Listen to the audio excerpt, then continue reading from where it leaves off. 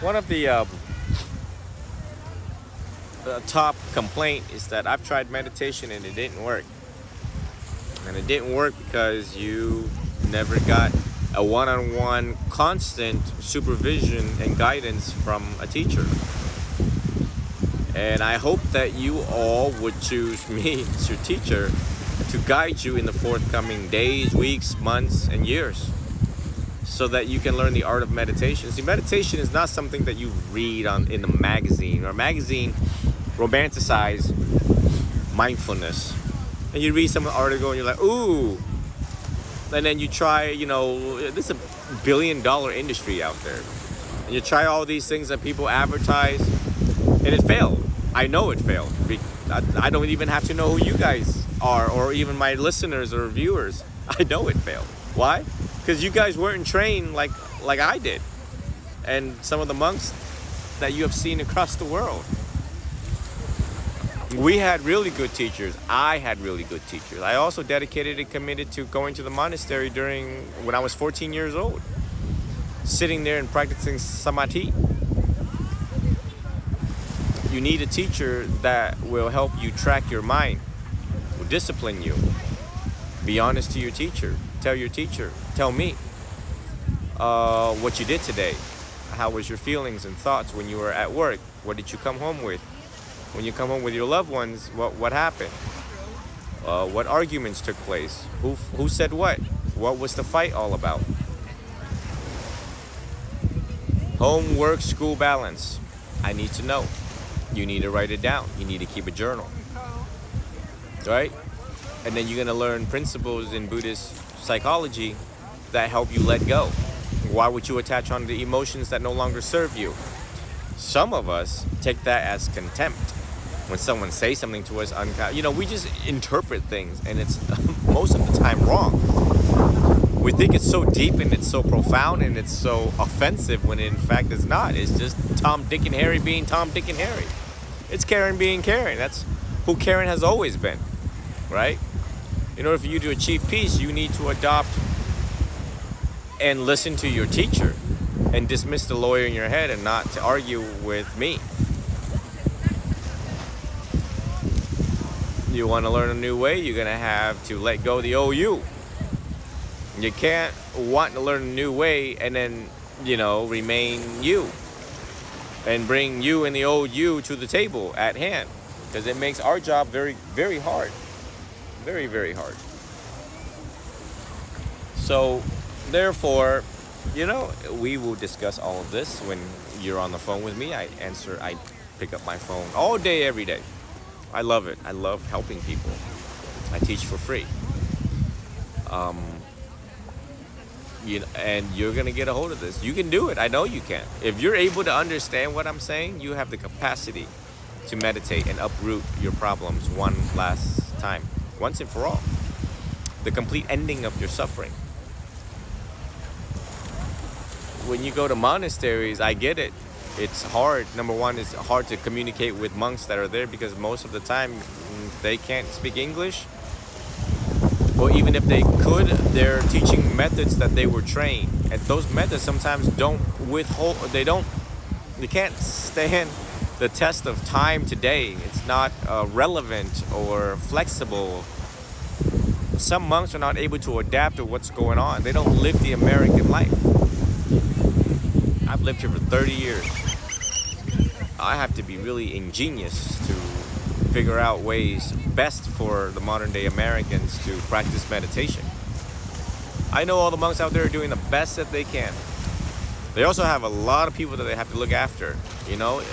For example, I worked cases down in California with the parishes and the dioceses of the Catholic Church, and some of the priests there told me, I got like 2,500 people that I had to look after. There's no way I can counsel these people. There's no way I can, I just can't.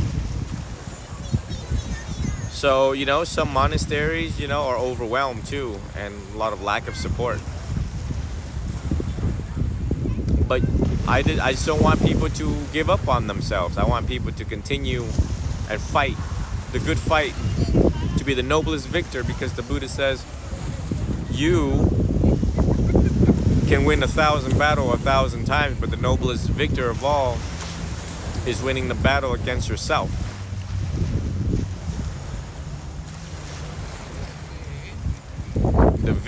The mind is so vicious. The mind takes us all sorts of directions. And the more people we have in our lives, the more problem a lot of things are created, unless you know how to dismiss certain people in order to ensure your own peace. The other thing I wanted to bring to your attention is how people can't let go of their family, their mom, their dad, their sister, their brother, because of that word family. No. The Buddha let go of everybody when he left, when he renounced. His father, his son, his wife, his son Rahula, his wife. And sometimes you need to do that temporarily, to let them go, take a break. Everybody take a break online on Facebook relationship status. Why can't you take a break in real life and say, you know what? We don't get along. You can't hear me. I can't hear you. We can't communicate. We can't solve problems. And right now, in order to ensure my own peace, I need to figure myself out. Let's take a break for a year. I had to do that multiple times with my mother. I think totality, like 3.5 years of a break from my own mother. So I just wanted to remind you all this, as these are some of the common things that I see in counseling sessions. That people report to me, and my job is to empower them, empower you, so that you have agency, independence, and autonomy to stand firm and draw your boundaries where it is needed. Period. No one has time to really fool around with your time and health and drag on certain problems and drama, family drama, also known as BS in America. Ain't nobody got time for that BS. We don't. We got bills to pay. We got our own health. We got our own checkup, doctor's visits, bills to pay. Just so much stuff that you have to focus on, rather than entertaining these people or arguing with fools in the family. Know how to differentiate and discern the wise and the fool. So take the courage to reach out to the office of the wise to cheat out.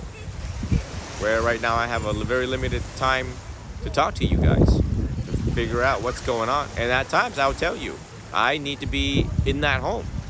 I need to be there to watch how you fight.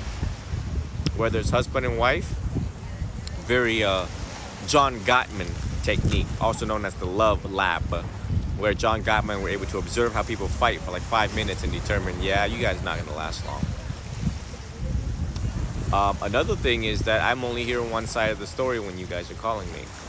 So if the marriage is worth it to you, you would bring this monk to your house to observe, to see the dynamics between the both of you, how you guys fight, talk to each other, how there's differences in religion, differences in parenting, and you can't come to a common ground. You just want fighting and sending text messages that looks like a dissertation, like a book, throwing back and forth at each other. It's terrible. Who wants to go to bed with that kind of stress? Who wants to wake up with that kind of stress? And right now in our society, we got political division, we got religious division, we got so many things that is going on right now that I think people should give this type of counseling a shot, because it's tough, absolutely. And traditional therapy, 90% fail, from my experience, from my own research. So, I hope you all consider it, and quickly. I have very limited time here in the U.S. I want to travel again and again and again.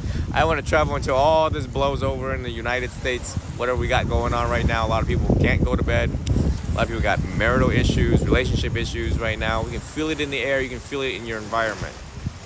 My job is to help as many people as I can. So welcome to Ajahn Dao, School of Buddhist Intelligence and Counseling. Can't wait to meet some of you. May you all be well, be happy, be free, and always be healthy. Please reach out to my cell phone directly or my email. The #1 Vietnamese interpreter at